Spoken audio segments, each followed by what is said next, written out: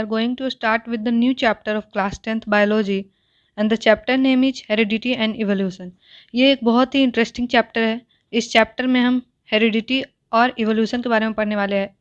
Heredity का मतलब होता है कैरेक्टर का ट्रांसफ़र एक जनरेशन से दूसरे जनरेशन में, और इवोल्यूशन होता है, हमने हाउ डू ऑर्गेनिज्म रिप्रोड्यूस वाले चैप्टर में पढ़ा था कि हेरिडिटी जो कैरेक्टर ट्रांसफ़र होता है पेरेंट्स से उसके चिल्ड्रन में, चाइल्ड में, वो कैरेक्टर जो होता है वो बहुत सारे जनरेशन्स के बाद वो अलग अलग जनरेशन से वो सारे कैरेक्टर्स एक साथ अक्यूमुलेट होते जाते हैं, और जब वो कैरेक्टर्स एक्यूमुलेट होते हैं तो वो एक न्यू ऑर्गेनिज्म को या फिर न्यू वेराइटी उसके कारण बनता है, उसी को हम इवोल्यूशन बोलते हैं।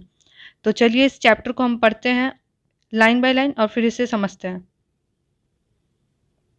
We have seen that reproductive process give rise to new individuals that are similar but subtly different. हमने पहले भी पढ़ा था कि जो जितने भी रिप्रोडक्टिव प्रोसेस से जितने भी ऑर्गेनिजम्स प्रोड्यूस होते हैं सेक्सुअल रिप्रोडक्शन से, वो न्यू होते हैं और सिमिलर एक जैसा दिखते हैं, लेकिन उनमें कुछ ना कुछ डिफरेंस जरूर होता है। We have discussed how some amount of variation is produced even during asexual reproduction.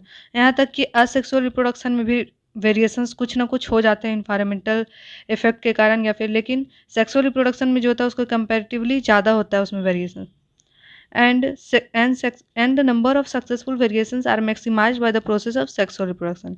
If we observe a field of sugarcane, we find very little variation among the individual plants, but a number of animals, including human beings, which produce sexually quite distinct variations are visible among different individuals. तो हम देखते हैं कि जो sugar cane का field है तो उसमें बहुत सारे सुगर केन सिमिलर दिखेंगे, उनमें बहुत ही कम वेरिएशन दिखेगा, बट अगर हम एनिमल्स के बीच में देखें और एनिमल्स में ह्यूमन बींग्स को भी अगर इंक्लूड करते हुए देखें, उनमें जो सेक्सुअली प्रोड्यूस होते हैं ऑर्गेनिजम्स, उनमें उनसे कुछ ज़्यादा ही वेरिएशंस होते हैं। मतलब इससे हम जान सकते हैं कि जो असेक्सुअली रिप्रोड्यूस होते हैं ऑर्गेनिजम्स, उनमें भी वेरिएशन होता है, लेकिन वो बहुत ही कम होता है, जिसके कारण वो सिमिलर दिखते हैं। लेकिन जो सेक्सुअली रिप्रोड्यूस करते हैं ऑर्गेनिजम्स, उनमें वेरिएशंस बहुत ज़्यादा उसके कंपेरेटिवली ज़्यादा होता है, वो डिफरेंट दिखते हैं। In this chapter, we shall be studying the mechanism by which variations are created and inherited. जो भी इंपॉर्टेंट लाइन्स है उसे मैंने हाईलाइट कर दिया है। तो इसमें इस चैप्टर में मेनली हम पढ़ने वाले हैं मैकेनिज्म्स के बारे में जिसके कारण वेरिएशंस होता है, और जो होता है वेरिएशन जो होता है एक जनरेशन से दूसरे जनरेशन में ट्रांसमिट होने का प्रोसेस के बारे में पढ़ेंगे, वो कैसे ट्रांसमिट होता है।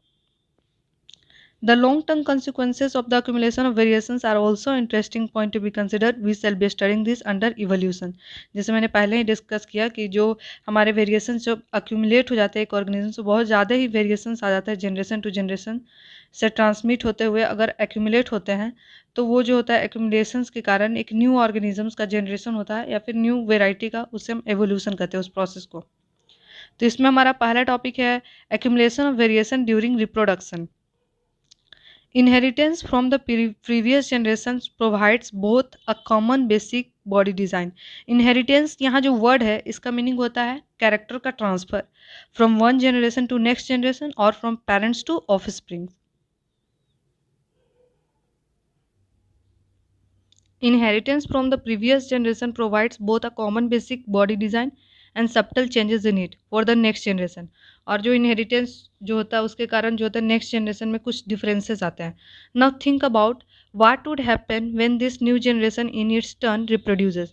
जब वो न्यू जनरेशन बनता है और जब वो न्यू जनरेशन फिर से रिप्रोड्यूस करेगा और एक दूसरे और अपने से भी एक न्यू जनरेशन को प्रोड्यूस करेगा, तो उसमें क्या हो सकता है कि उनमें जो वेरिएशंस होंगे और ज़्यादा हो जाएंगे, क्योंकि उनमें प्रीवियस जनरेशन का भी वेरिएशंस है, खुद का भी वेरिएशंस है, और उसके बाद जो इनहेरिटेंस मीन्स जो इनहेरिटेड जनरेशन था उसका भी उसमें वेरिएशंस होगा, इसलिए कंपैरेटिवली उनमें ज़्यादा वेरिएशंस देखने को मिलेंगे। The second generation will have differences that they inherit from the first generation as well as the newly created differences. उनमें जो फर्स्ट जनरेशन से में जो वेरिएशंस था वो तो वेरिएशंस उनमें ट्रांसफ़र होगा ही होगा, साथ ही साथ उनमें जो न्यू वेरिएशंस क्रिएट होंगे अलग अलग इफ़ेक्ट्स के कारण, वो भी वेरिएशंस उनमें रहेंगे, तो उनमें कंपैरेटिवली ज़्यादा होगा। Figure 9.1 would represent the situation if a single individual reproduces as happens in asexual reproduction. और फिगर 9.1 में जो है वो हमें asexual reproduction में जिस तरीके से ऑर्गेनिजम्स रिप्रोड्यूस करता है उस प्रोसेस को दिखाया गया है, क्योंकि हम देखें कि सेक्सुअल रिप्रोडक्शन के लिए दो ऑर्गेनिजम्स, दो पेरेंट्स का ज़रूरत होता है, लेकिन इसमें एक सिंगल इंडिविजुअल को हम यहाँ देख रहे हैं। सिंगल इंडिविजुअल प्रेजेंट है, उसी से ऑफस्प्रिंग्स प्रोड्यूस हुए, फिर यहाँ सिंगल है, फिर उससे ऑफस्प्रिंग्स। तो मीन्स ये असेक्सुअल रिप्रोडक्शन को दिखा रहा है कि असेक्सुअल रिप्रोडक्शन में कैसे ऑर्गेनिजम्स प्रोड्यूस होते हैं और उसमें वेरिएशंस कैसे होता है। If one bacterium divides and then the resultant two bacteria divide again, for example हमने इसे बैक्टीरिया माना है जो फर्स्ट में है, और ये बैक्टीरिया रिप्रोड्यूस कर रहा है। बैक्टीरिया जो, तो हम जानते हैं बैक्टीरिया जो है, ये बैक्टीरिया असेक्सुअली भी रिप्रोड्यूस करते हैं बाइनरी फिजन्स के थ्रू, और जो वो बाइनरी फिजन्स करते हैं तो एक और पेरेंट से दो ऑर्गेनिजम्स बनते हैं, दो उसके जो भी वो डॉटर फॉर्म होंगे। Then the resultant two bacteria divide again, और फिर जो दो बैक्टीरिया हैं वो फिर से डिवाइड हुए, the four divides again, then the resultant two divide again. The four individual bacteria generated would be very similar. और ये जो फोर बैक्टीरिया जनरेट होते हैं वो बहुत ही सिमिलर दिखते हैं। There would be only very minor differences between them generated due to small inaccuracies in DNA copying. However, if sexual reproduction is involved, ever greater diversity will be generated, as we will see when we discuss the rules of inheritance. Means यहाँ जो देखा जाता है bacteria sexually reproduce कर रहा है, जिसके कारण जो ऑर्गेनिजम्स यहाँ फॉर्म हुए, इनमें जो चारों ऑर्गेनिजम्स यहाँ फॉर्म हुए हैं ऑफस्प्रिंग्स, इनमें बहुत ही कम डिफरेंसेस देखने को मिलेंगे, ऑलमोस्ट ये सिमिलर लगेंगे। इनमें थोड़ा थोड़ा जो डिफरेंसेस होता है वो भी जो डीएनए कॉपिंग का प्रोसेस जो होता था, जब हमने सेक्सुअल रिप्रोडक्शन पढ़ा था, तो डीएनए कॉपिंग का जो प्रोसेस है उसमें कुछ इनअक्यूरेसीज के कारण थोड़ा मोड़ा गड़बड़ हो जाता है डीएनए कॉपिंग में, और इसके कारण थोड़े से बहुत ही कम उनमें वेरिएशंस आता है, और जिसके कारण ऑर्गेनिजम्स जो प्रोड्यूस होता है सेक्सुअल रिप्रोडक्शन में उनमें भी बहुत डिफरेंसेस होते हैं, लेकिन वो बहुत ही कम, जिसके कारण वो सब सिमिलर दिखते हैं। और उनमें जो डिफरेंसेस आता है वो डीएनए कॉपिंग के कारण आता है। लेकिन अगर सेक्सुअल रिप्रोडक्शन होता है तो उनमें ज़्यादा डिफरेंसेस होता है और ग्रेटर डाइवर्सिटी देखने को मिलता है, और इसी को हम अभी आगे पढ़ेंगे रूल्स ऑफ इनहेरिटेंस में, क्योंकि इस चैप्टर में हम इनहेरिटेंस का ही रूल्स पढ़ने वाले हैं कि कैसे कैरेक्टर ट्रांसफ़र होता है, उसके रूल्स है जो एक साइंटिस्ट ने दिया है जिसका नाम है Mendel. Do all these variations in a species have equal chances of surviving in the environment in which they find themselves? Obviously not. Depending on the nature of variation, different individuals would have different kinds of advantages. Bacteria that can withstand heat will survive better in heat wave, as we have discussed earlier.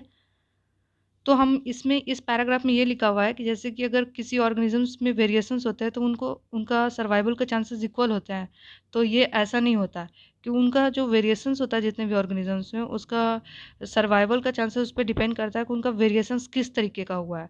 जिस तरीके का उनका environment में उसको survive करने के लिए condition चाहिए, अगर वो उस तरीके का ही वेरिएशन हुआ है तो वो उनके लिए अच्छा है, वो उनके वेरिएशंस जो है उनके सर्वाइवल के लिए अच्छा है। लेकिन अगर वो उनमें जो वेरिएशंस हुआ है उनके सर्वाइवल से रिलेटेड नहीं है तो वो उनके लिए एडवांटेजियस नहीं होता है।